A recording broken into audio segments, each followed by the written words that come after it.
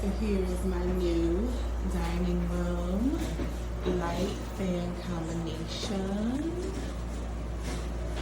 And it comes with a remote.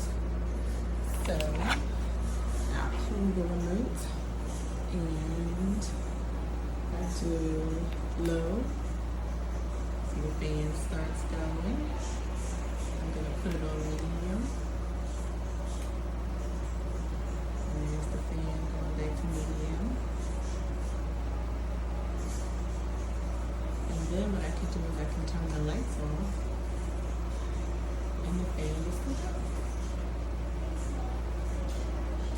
And it also operates, the switch also works too, just to kind of just turn the lights on, but not necessarily the fan.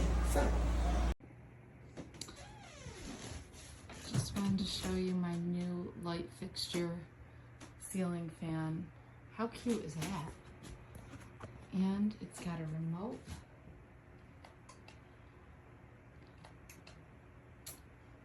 And it goes reverse if you need it to, but isn't it just adorable? I think it's so fun for something different rather than a regular ceiling fan.